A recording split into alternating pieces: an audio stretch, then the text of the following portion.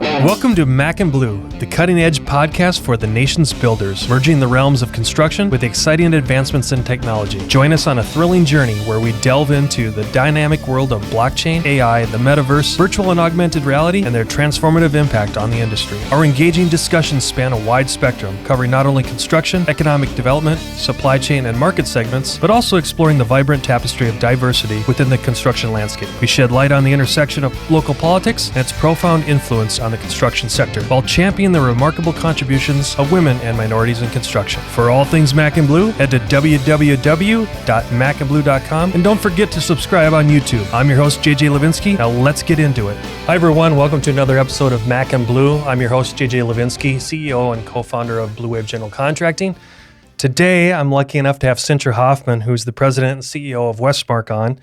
And I have to read her bio because I can't even remember this stuff. So bear with me because I just want to do the proper introduction.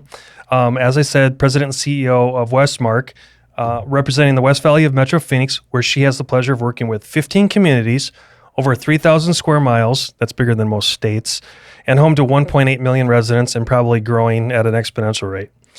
With 25 years of experience in federal, state, local, and nonprofit leadership, Sintra is a national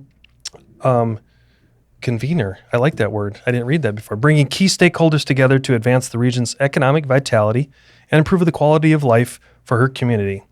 She also previously served as an assistant division director for the Arizona Department of Transportation. And she's done a million other things. And she's only 38, so I had to get some brownie points in there. Welcome, Sintra. Thank you. Thanks so much for having me today with you, JJ. Yeah. Before we jump into what Westmarc is, can you let the audience just kind of see a little bit into your past about what you've done over the last maybe decade or so in the community? I mean, maybe even before ADOT and all those kind of things, just how active and how involved you are. Yeah. Should I go way back to when I was a Girl Scout troop leader? That's your call. We only have an hour. Yeah, true.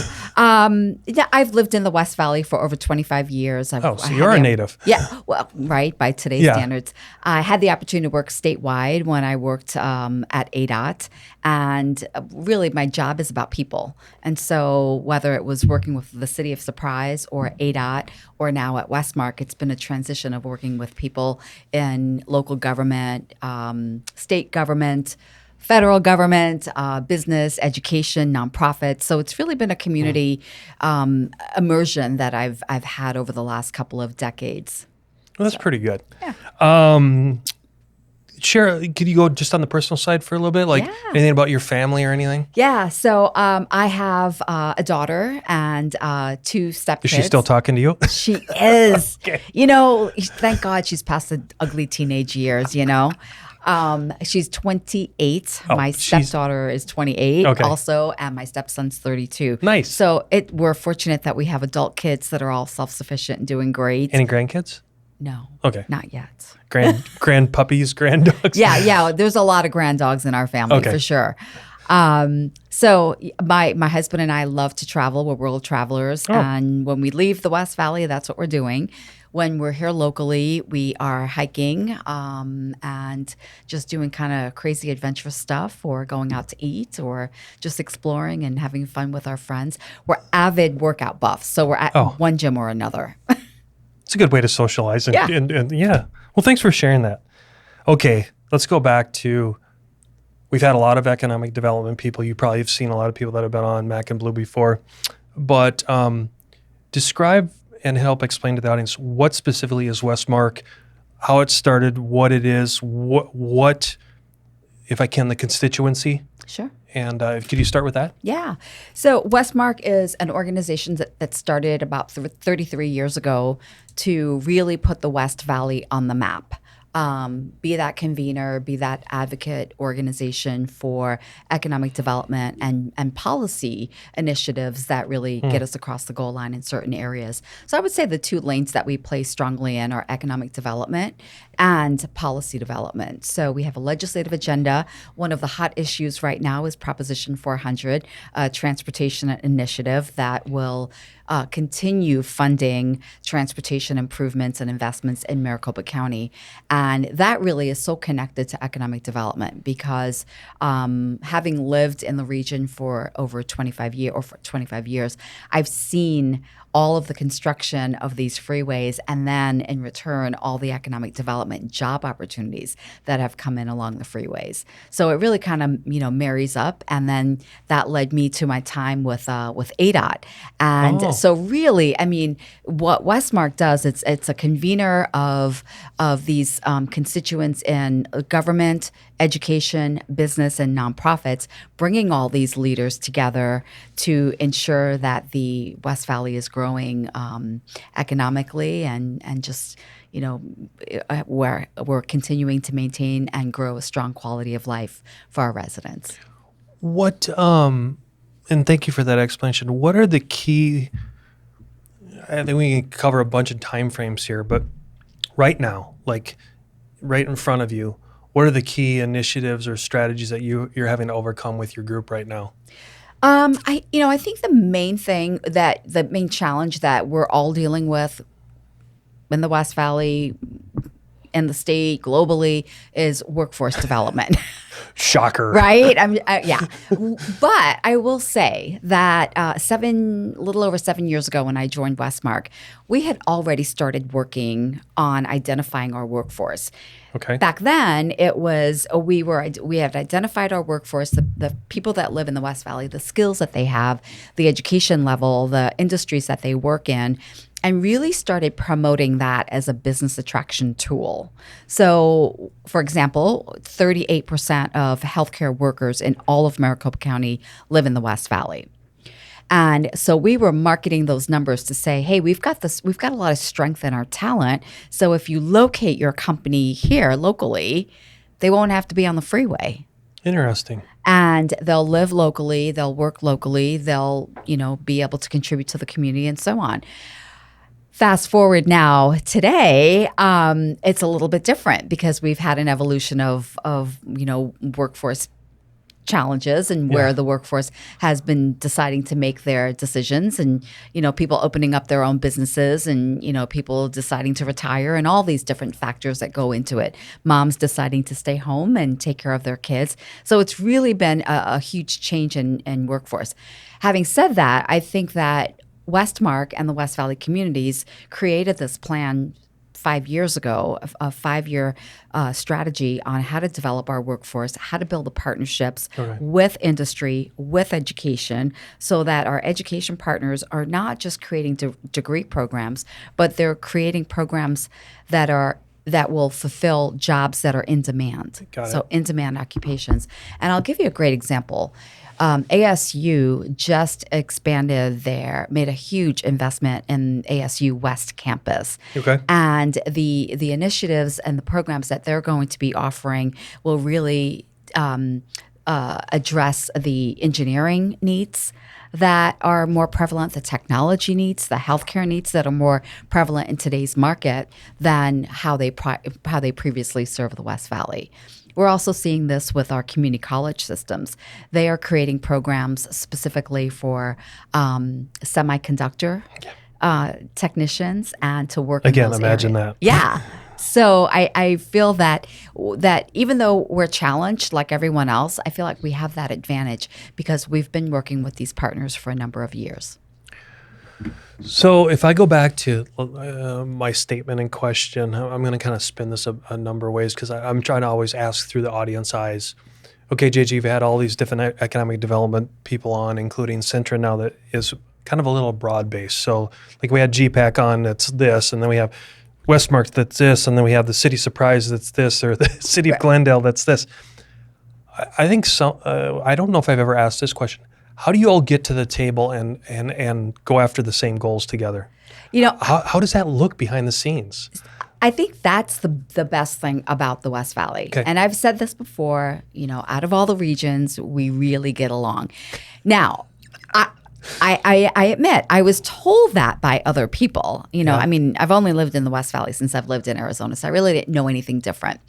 But the more people that told me about the chemistry and the synergy and the way we work, the support, how we all work together, I'm like, there's got to be something here. And so I'll tell a story Yeah, that please do. I've told to some brokers in the past because they didn't believe me. I said, "Oh, we all support each other. We get along." And they're like, "Yeah, everybody says that." Yeah.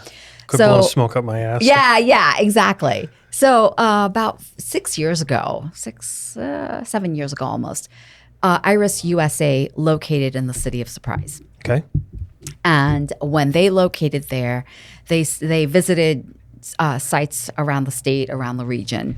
And they said, when we visited the West Valley sites, every city said, we'd love to have you in our city. We want to have you in our city. But if you don't choose our city, please choose another city in the West Valley. And they heard that repeatedly from the West Valley cities that they visited. So they ended up in a West Valley city in Surprise. So that's their story that I get to tell. I didn't make it up. So there's something to that. Yeah. And I think, the mayors get along. The economic development directors, I'm sure you've seen that. They get along really well. And so our tagline is at Westmarc is 15 communities, one voice.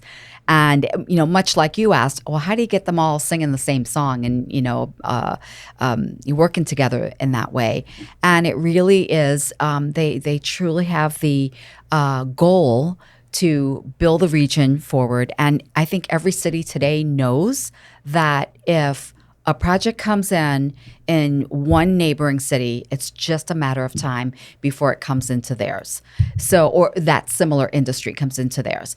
They also know, and the elected leaders know this, that company might be located across the municipal boundary, but the workforce might be coming from their city. So their resident will still get to go next door, make a lot of money, and ideally spend it locally. Right. So I think the cities have really matured in terms of, their philosophy, just the way they work together. So I think that brings up some really good points, if you don't mind me interrupting.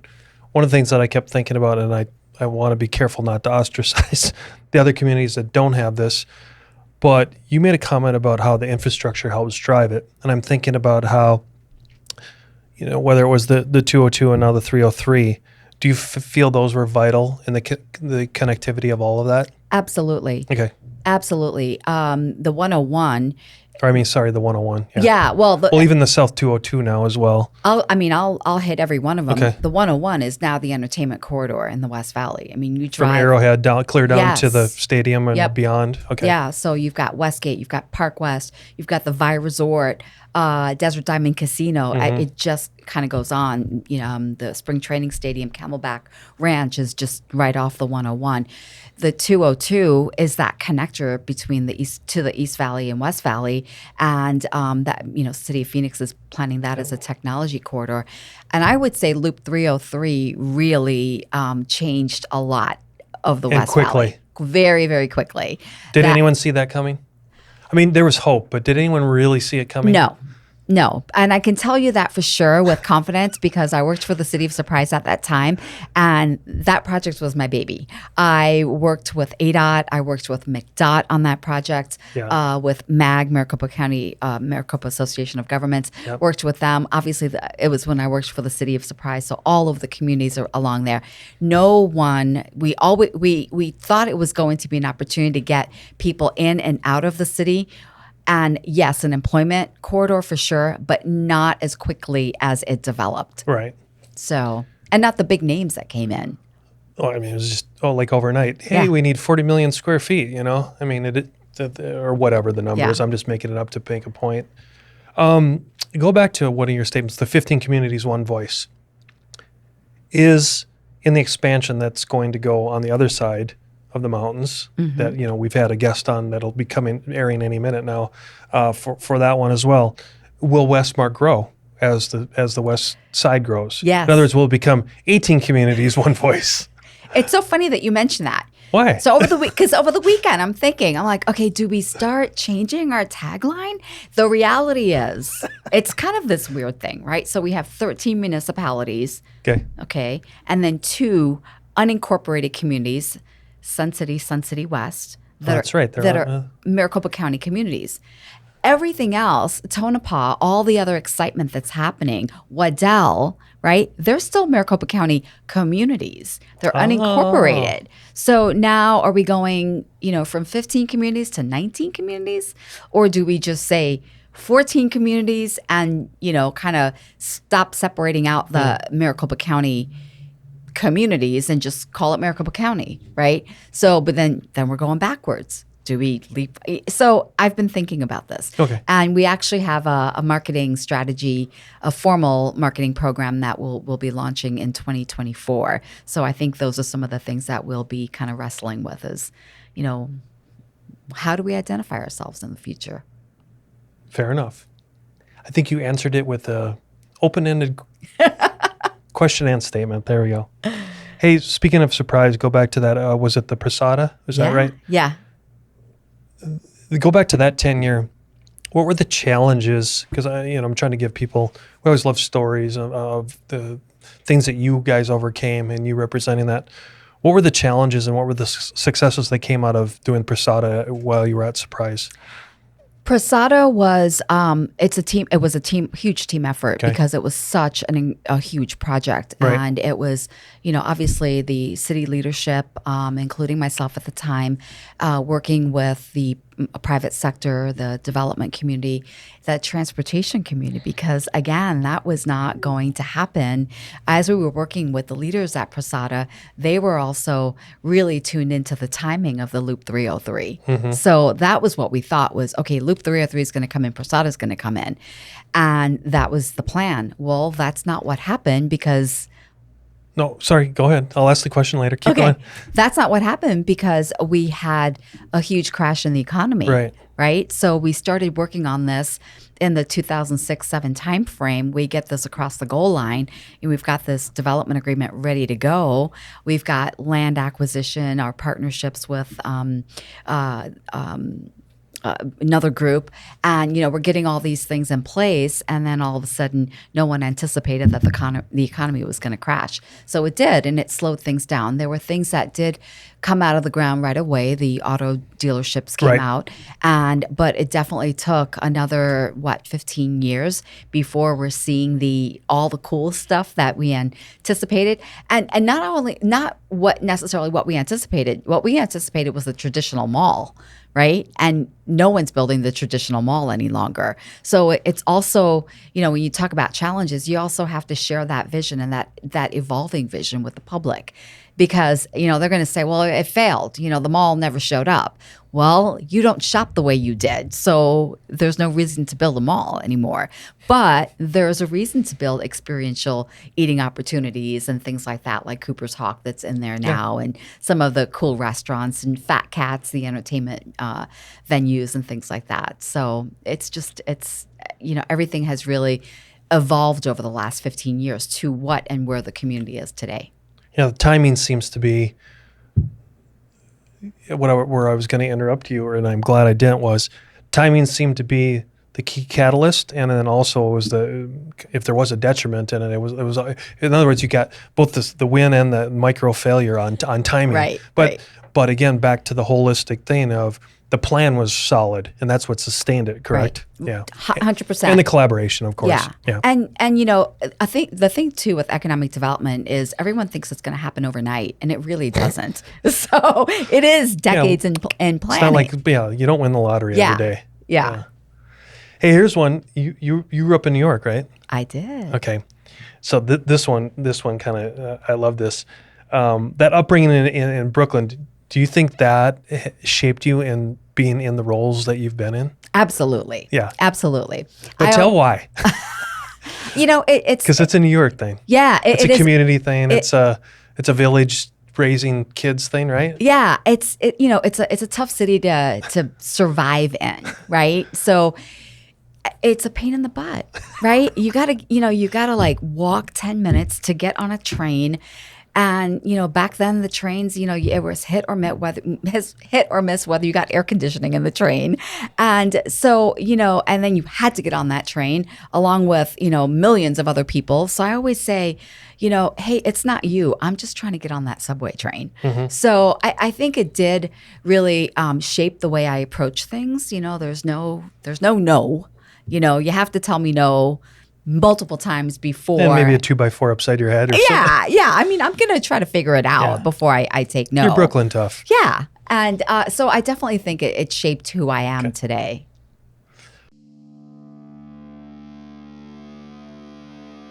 There comes a time when dreams become a reality, when you see your vision materialize into a true work of art. And the only way to get there is to choose a general contractor who shares that same vision and knows how to bring it to life. At Blue Wave, we aren't so big that we've forgotten where we've come from, and we aren't so small that we can't care for your projects regardless of their size. When your vision deserves safety, perfection, timeliness, and expertise in order to become a reality, trust Blue Wave to get it done right the first time.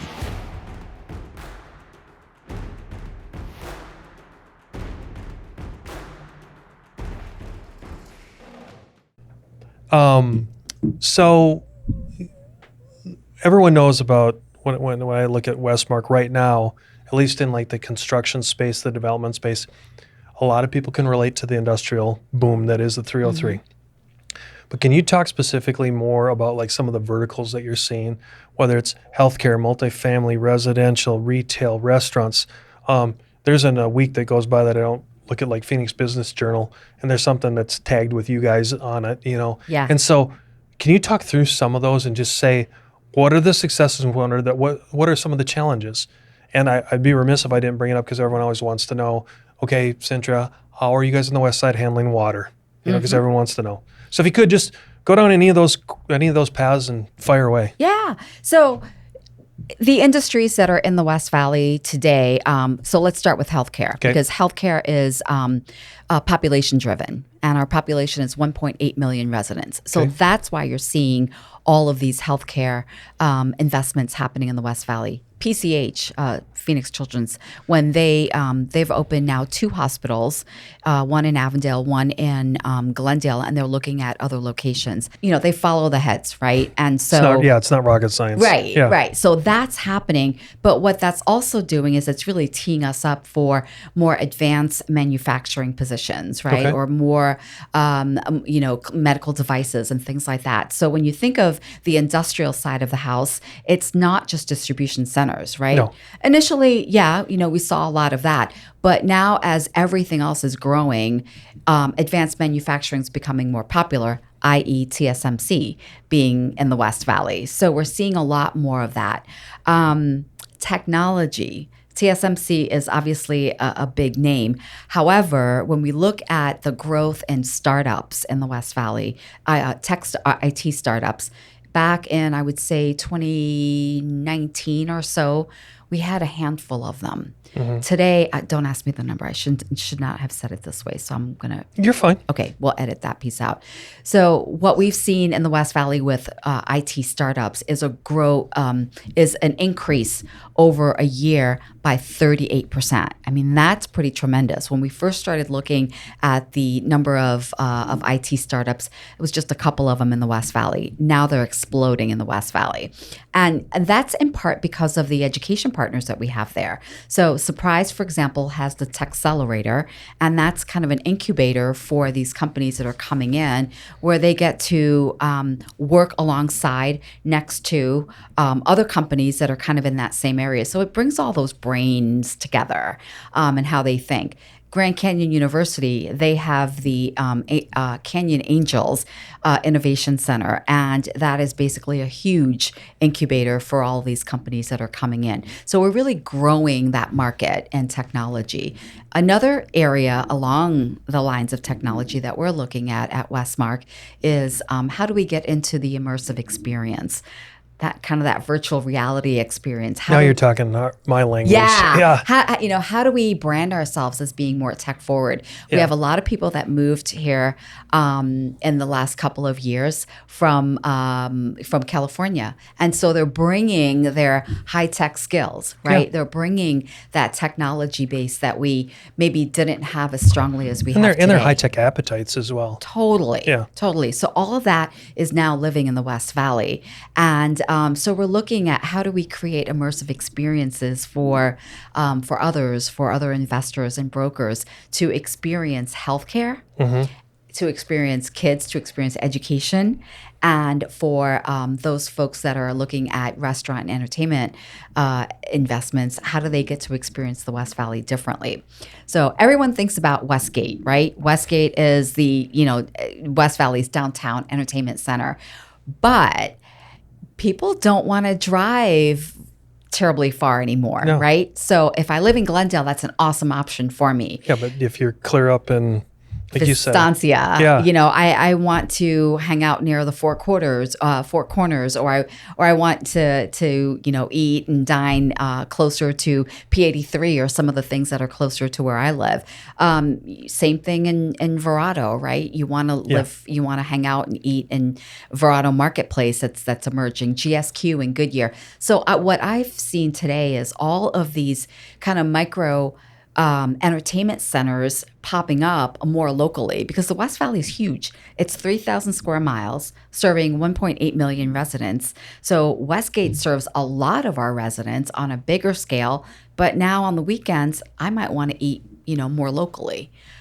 During the week, my office is in Westgate, so I'm there all the time, So I think we're seeing a lot of that on the entertainment and higher end restaurant side. And we've also been saying, sharing the average household incomes.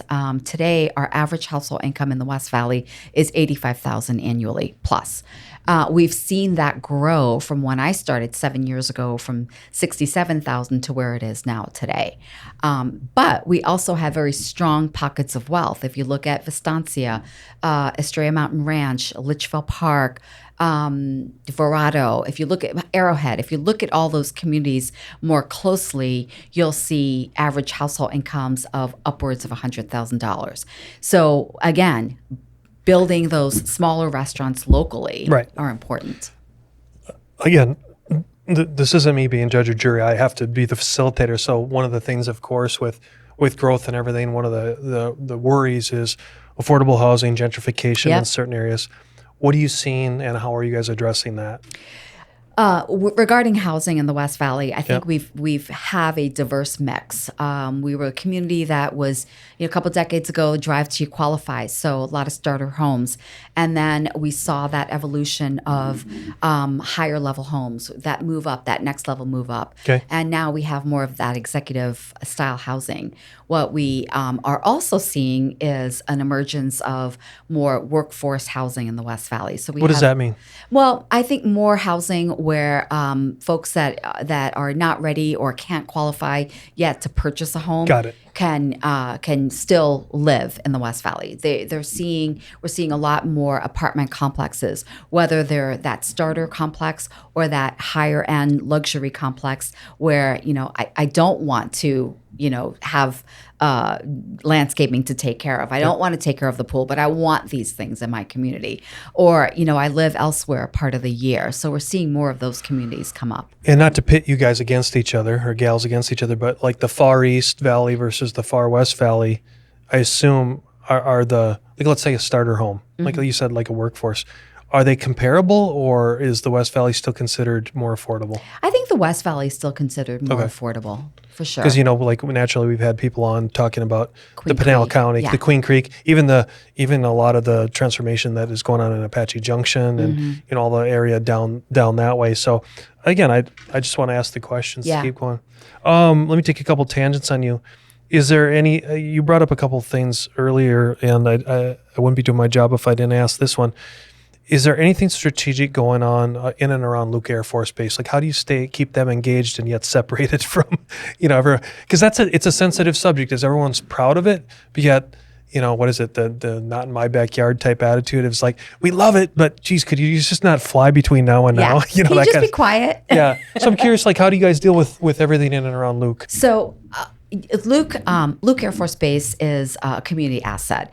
And, decades ago when we were all growing together, it required more coordination, more state law in place, more protections in place, more coordination on planning, but more protections in place for landowners so that they can still make their money, but then also with respect to the base, so that they still get to do and operate in their mission.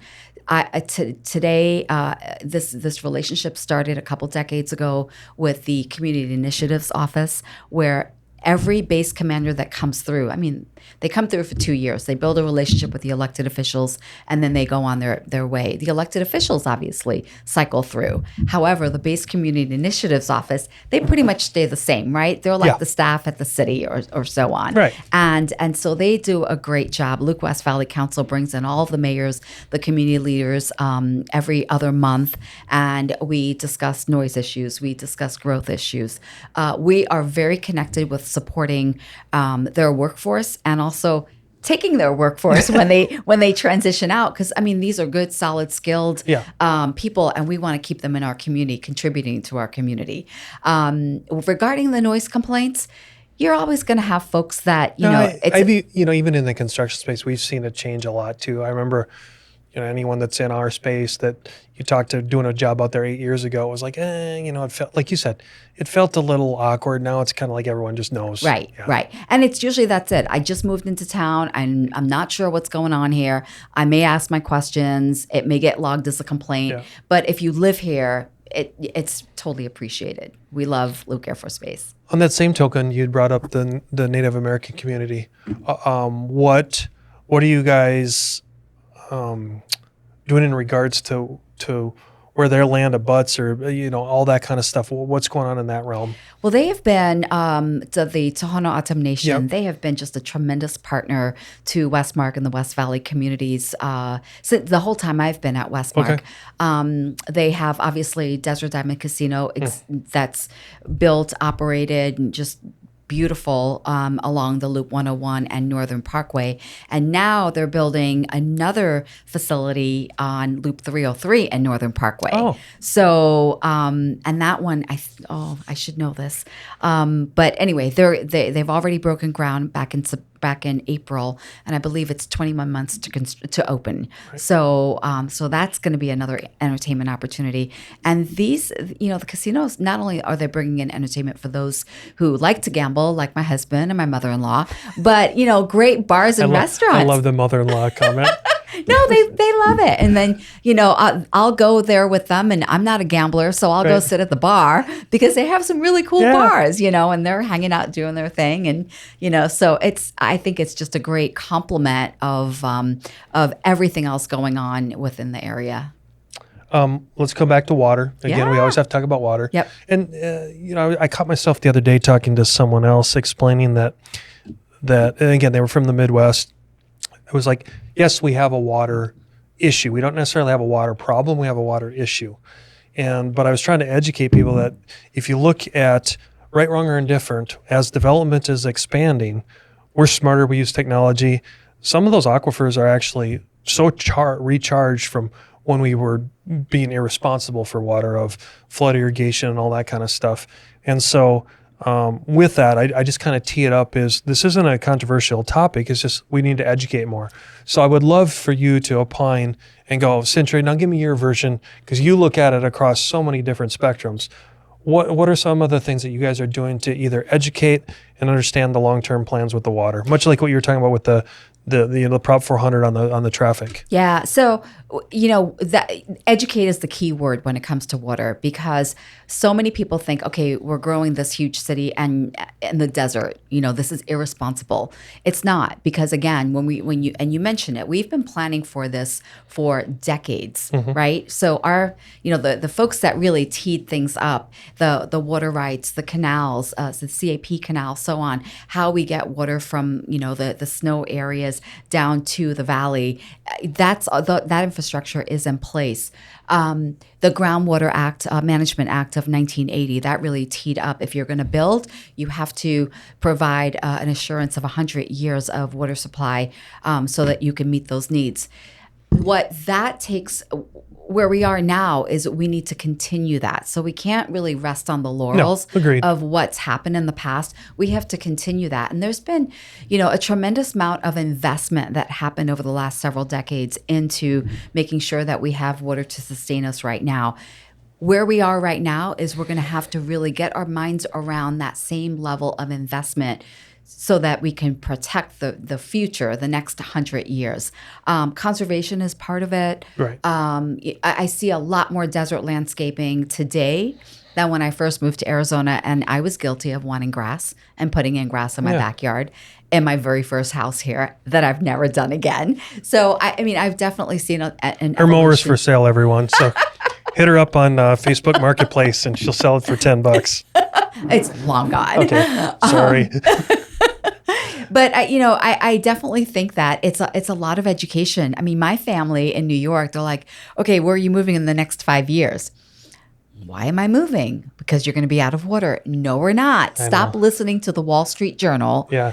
Who is writing their story about Arizona as opposed to Arizona professionals getting to tell the story. And, unfortunately, that's what has happened. So some of the things that we're doing is on Westmarc social media, we're starting to promote different water messages that are in alignment with ACA and GPAC and the Arizona Department of Water Resources. So we're making sure that our messages are all in alignment. So we're all saying the same thing, because whether it's the West Valley or the Phoenix metro area, it's Arizona. Yeah, thank you. It's we're all in this boat together. So we need to make nice pun. we need to make sure our oars are going in the same direction together. There comes a time when dreams become a reality, when you see your vision materialize into a true work of art. And the only way to get there is to choose a general contractor who shares that same vision and knows how to bring it to life. At Blue Wave, we aren't so big that we've forgotten where we've come from, and we aren't so small that we can't care for your projects regardless of their size. When your vision deserves safety, perfection, timeliness, and expertise in order to become a reality, trust Blue Wave to get it done right the first time.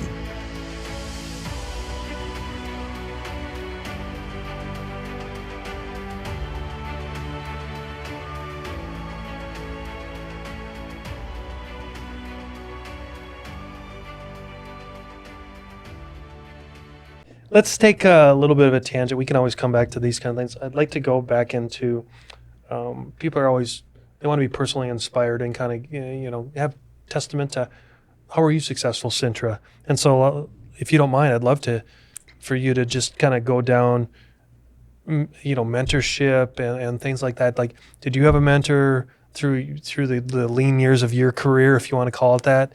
And then conversely, what are you doing now to bring up the people that you want to replace you? Yeah.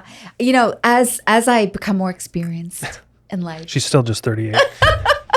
I definitely find myself leaning more towards making sure that I'm intentionally mentoring and looking for those opportunities. When I think back of some of the mentors that I had, they were not formal mentors. No, I don't think they rarely are. Yeah, I think a formal mentorship program has really never worked for me. And when other people have approached me to mentor formally, it's been hit and miss also.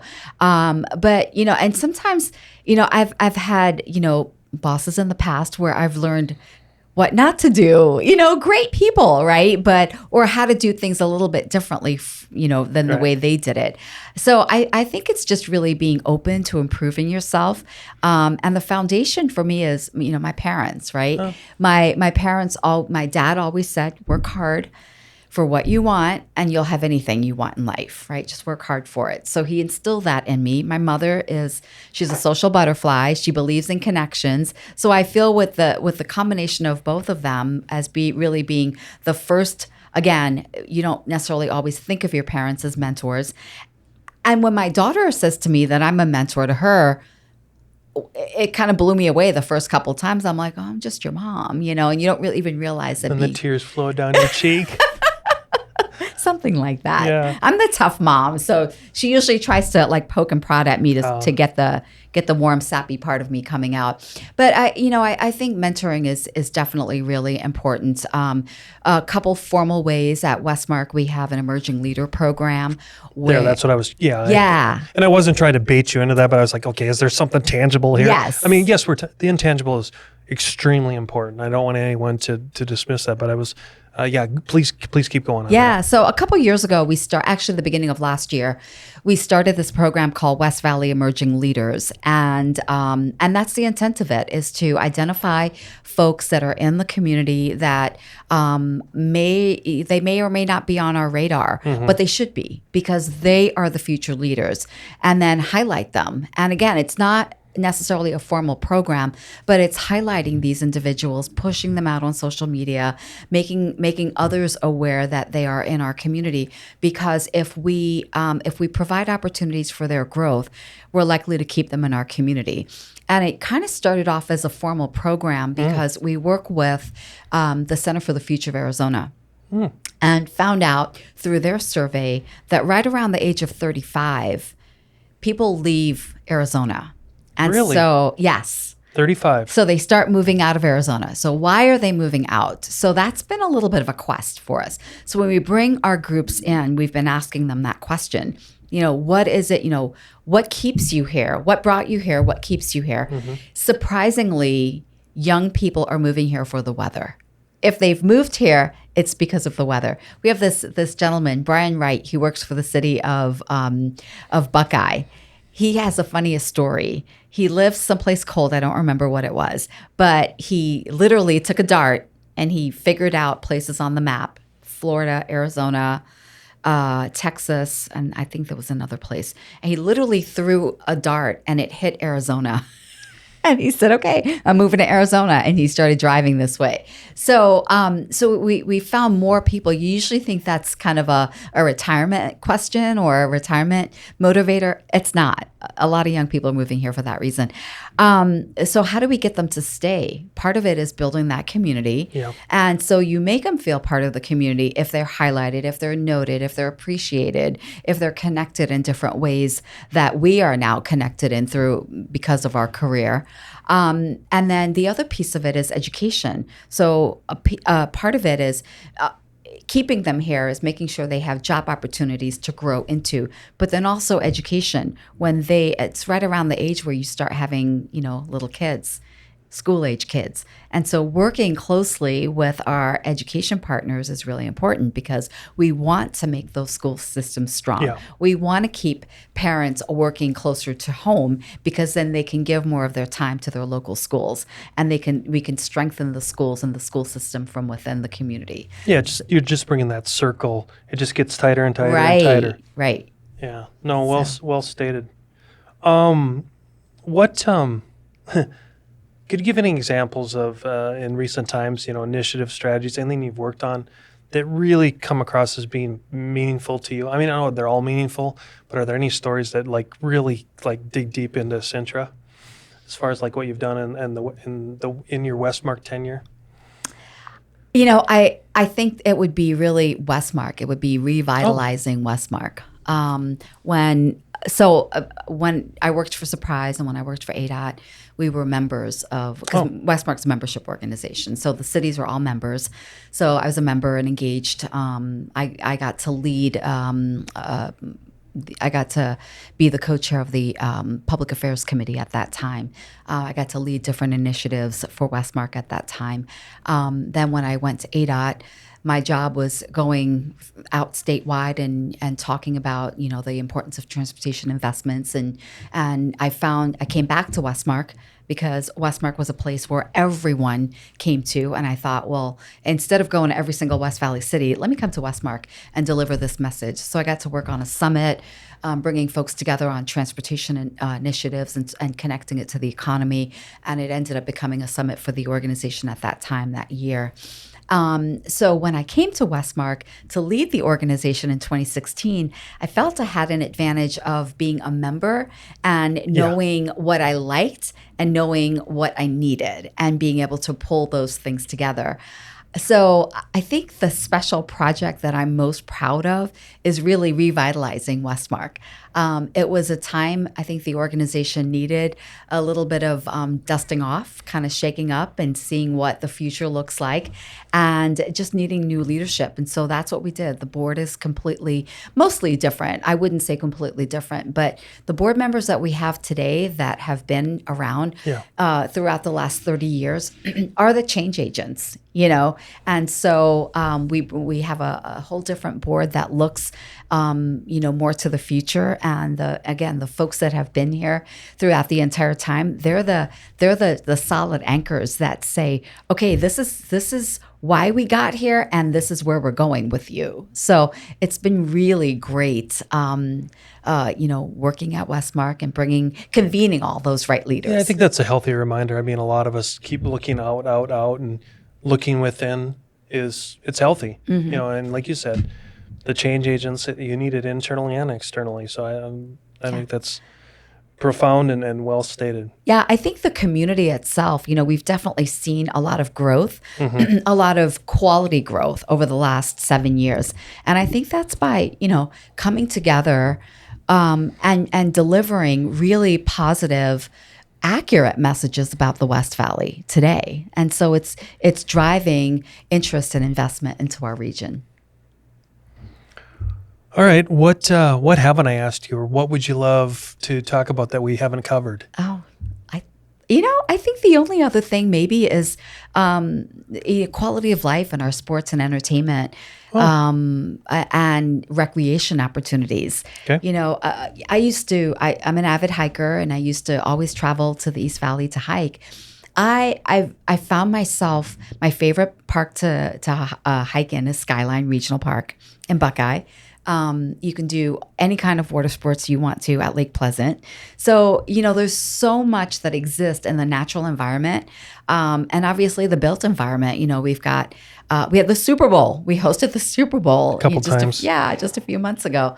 So I just think it's just a great place to be, and we have a great quality of life, great diversity. 56% of our population is diverse, so there's something for everyone in the West Valley, and it's a great place to call home. And just a funny little side story. My husband now, who we were dating at the time, worked for the city of Casa Grande. I worked for ADOT downtown, and he kept saying to me, my daughter's grown, move to the East Valley, we could be closer. And I said, no, why would I leave home? Why would I leave my gym? Why would I leave my surroundings? So fast forward about 8 years, we're married, and he's living in the West Valley and working in the West Valley. And, so he's a convert. He's a convert. Well, actually, he lived in the West Valley years ago. Okay. But you come back to your roots, and it's been really great. So,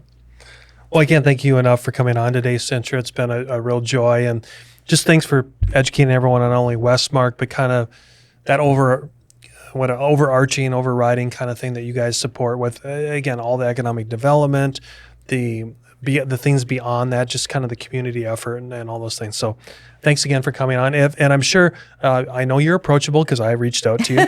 And I know you've got a very supportive staff. So if anyone wants to talk to Sintra or anyone in their team, please reach out to her and her team at Westmarc, and I'm sure they'd be happy to help you. Absolutely. Thanks for the opportunity, JJ. This has been really great. And we're an open door. We're a great community. And remember, 15 communities and growing with one voice. You've been listening to the Mac and Blue Show, brought to you by Blue Wave General Contracting. Be sure to subscribe to the Mac and Blue podcast on your favorite podcast platform. Follow JJ Levinsky on LinkedIn and Instagram. Tune in every Monday